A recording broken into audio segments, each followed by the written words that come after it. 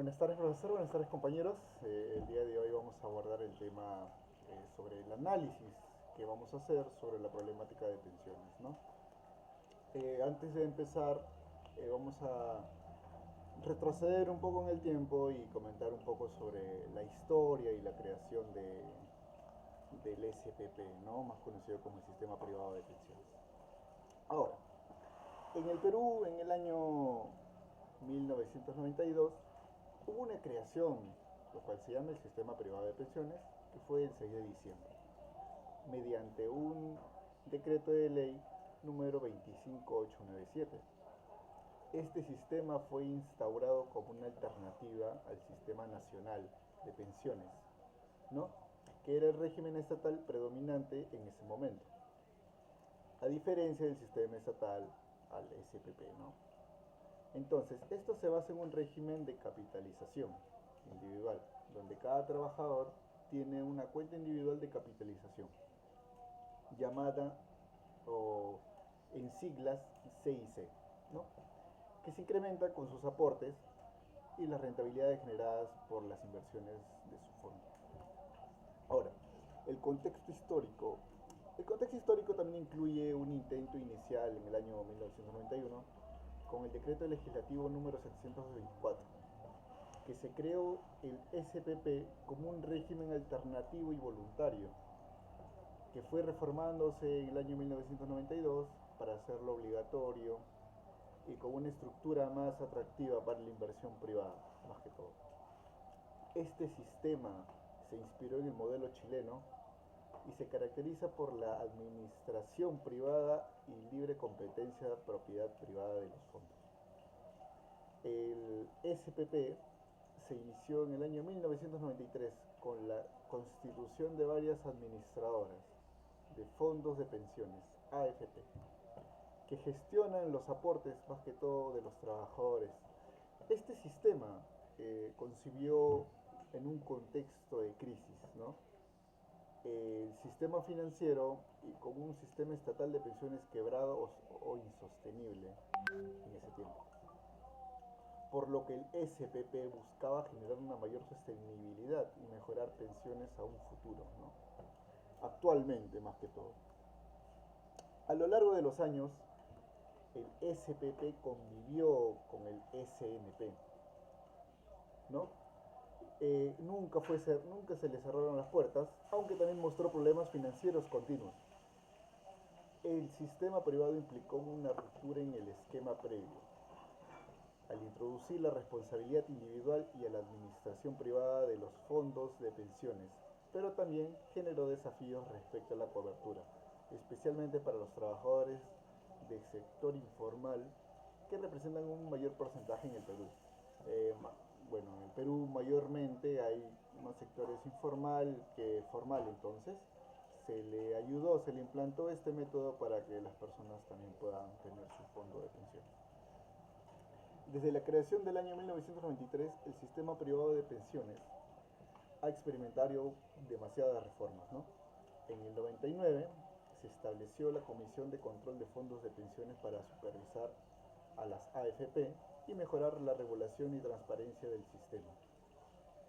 En el año 2012 se implementó la Ley 29903, que buscó incrementar la competencia entre las AFP, reducir los costos y comisiones, más que todo para fomentar la educación provisional para mejorar la toma de decisiones a los afiliados, a los futuros afiliados, más que todo los jóvenes que se afiliaban en ese entonces.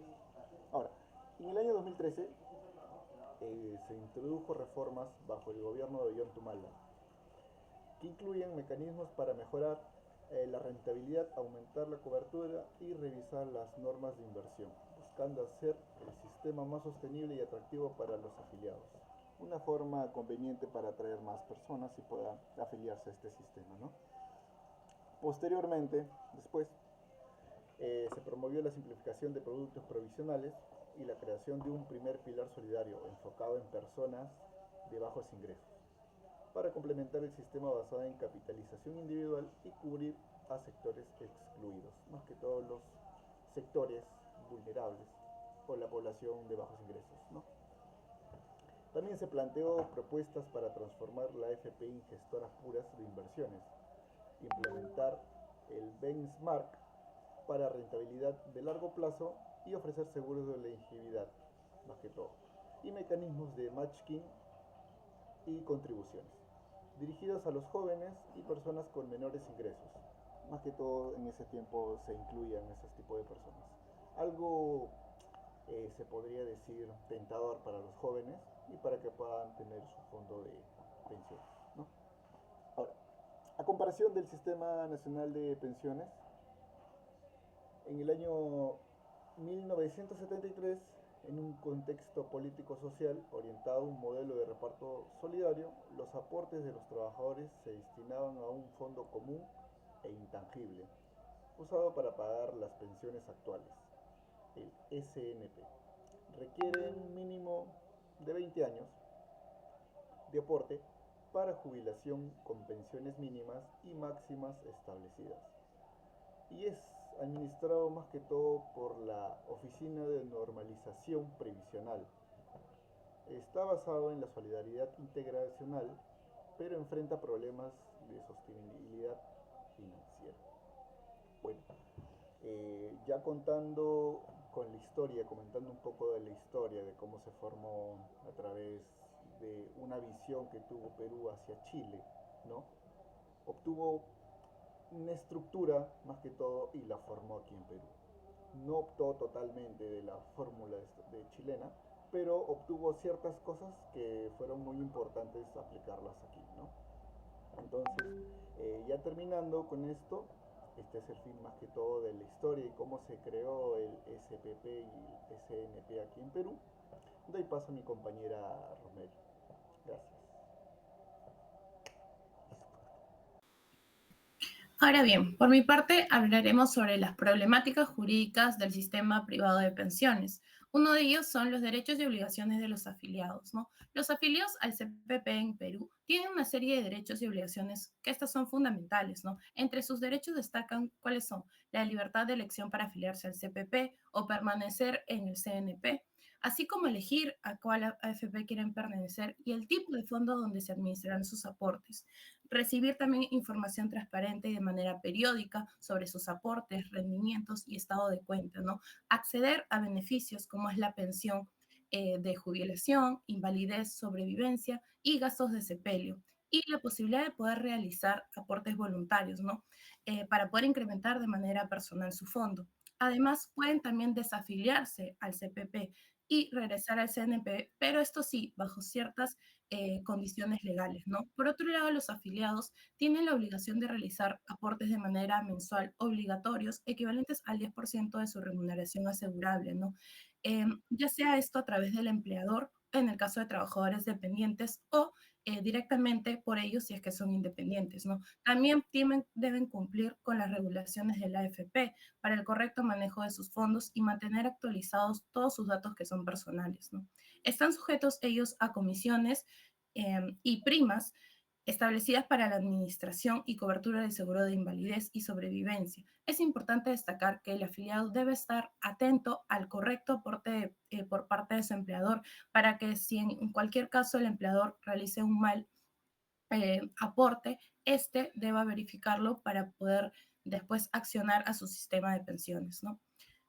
También hablaremos sobre las limitaciones de los derechos laborales y previsionales, ¿no? El CPP, si bien es cierto, presenta limitaciones en la protección de derechos previsionales, ya que no asegura una pensión mínima universal garantizada como lo asegura el CNP.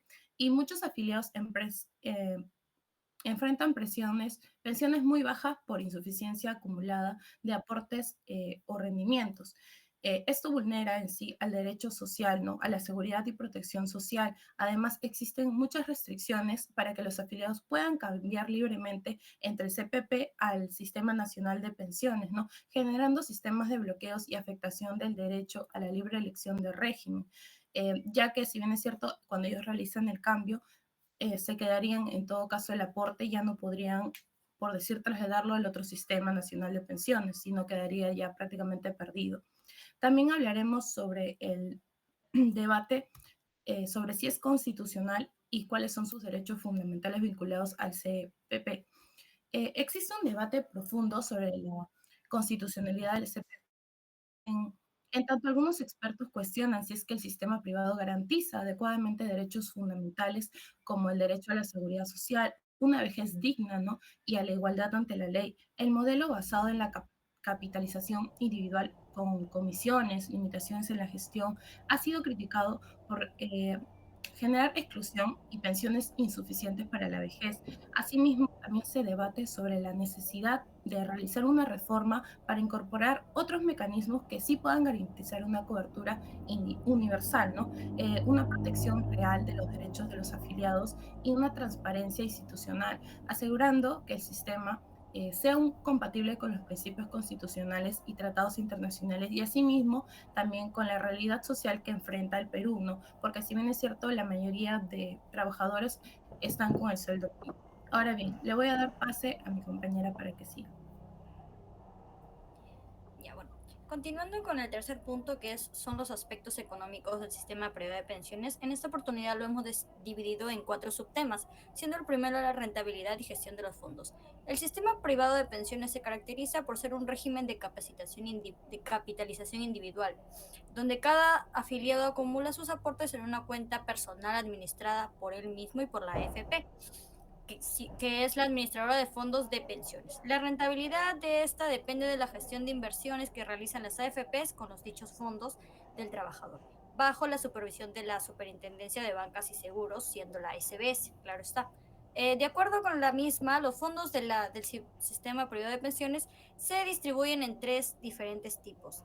El fondo 1, se caracteriza por ser conservador, el fondo 2, que es conocido como el mixto, y el último, que es el fondo que tiene mayor riesgo, permitiéndole esto al afiliado elegir la opción que más le convenga según su perfil de riesgo. En promedio, la rentabilidad anual del sistema ha sido positiva a lo largo plazo, aunque con fluctuaciones en periódicos de crisis económica. Continuando con las comisiones y los costos, las AFPs cobran comisiones por la administración de los fondos, los cuales pueden aplicarse sobre el sueldo del afiliado, es decir, la comisión por flujo o por saldo. Según la ley 29.903, lo que se busca es transparentar y reducir estos costos promoviendo la competencia entre las AFP. Según el informe número 253 de la Contraloría, las comisiones que se aplican en los sistemas de pensiones representan un factor que puede afectar de manera significativa el monto final que perciben los jubilados. Esto genera una preocupación entre los mismos, especialmente en aquellos que aún no han alcanzado la edad suficiente para jubilarse, ya que pone en riesgo su estabilidad financiera y el monto que recibirían sería mucho menor al que están aportando. Continuando con el impacto del servicio del sistema privado de pensiones en la economía nacional y los ingresos de los pensionistas. Este ha tenido un impacto macroeconómico positivo al convertirse en un importante inversionista institucional. Según las SBS, las AFPs administran el 25% del PBI nacional en activos, invirtiendo en bonos, soberanos, acciones, etc., contribuyendo así a la profundización del mercado de capitales y al financiamiento del Estado y del sector privado. No obstante, desde un punto de vista social, la SPP ha demostrado limitaciones. Los bajos niveles de la formalidad laboral reducen la necesidad de aportes y en consecuencia la tasa de reemplazo, ya que esta sería de un 30 y 40%. El SPP también genera un impacto desigual entre los ingresos de los jubilados. Mientras que los trabajadores formales reciben un aporte mayor, los trabajadores informales y hasta las propias mujeres reciben un aporte menor, por lo que estarían en desventaja. Y continuando con el último punto, que es la comparación entre la CPP y la SNP, como ya lo mencionó mi compañero, el Sistema Privado de Pensiones y el Sistema Nacional de Pensiones. Comenzando una introducción breve, el Sistema Privado de Pensiones, como ya lo mencioné, se caracteriza por ser una capitalización individual, es decir, que cada trabajador individualmente aporta a una cuenta individual de capitalización. Pero por otro lado, el Sistema Nacional de Pensiones se fundamenta en el principio de reparto solidario, donde los trabajadores activos financian las pensiones de los jubilados actuales. Ya teniendo esto claro, continuamos con las diferencias. En cuestión de naturaleza, la SPP se caracteriza por ser individual, mientras que la SNP se caracteriza por ser solidaria. En cuestión de fuente de financiamiento, la SPP son aportes personales invertidos en el mercado financiero, mientras que la SNP se trata de aportes activos que financian pensiones actuales. Su tipo de beneficio, la SPP, el tipo de beneficio es variable según la rentabilidad y los aportes. Y la SNP es un fijo según los años de aporte y la remuneración del trabajador. Continuando con los riesgos, la SPP tiene riesgos de mercado y de continuidad laboral, mientras que la SNP de sostenibilidad fiscal. Y por último, la heredabilidad, que en la SPP los fondos son propiedad del afiliado y en la SNP las pensiones no son transferibles. Eso sería todo por mi parte. Le doy paso a mi compañera.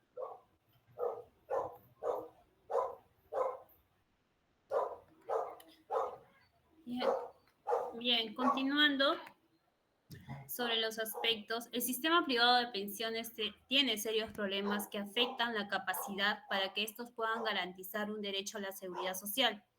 Solo el 26% en el Perú, un 26.5% de los trabajadores están afiliados. Principalmente eso se debe a la alta informalidad que hay en el Perú, que supera un 70% actualmente. Y esto es por la falta de incentivos que puede presentar este sistema privado de pensiones para que las personas puedan ingresar a este sistema, ¿no? Además, las pensiones que se otorgan en la actualidad son insuficientes en promedio, ya que los jubilados solamente reciben el 27% de lo que ganan en su etapa activa, o sea, cuando estos se encuentran laborando, que está muy por debajo de lo que recomienda organismos internacionales como es la OIT, que este recomienda que debería ser en un 40% y que actualmente en el Perú se mantiene en un 27%. Esta situación claramente agrava el sistema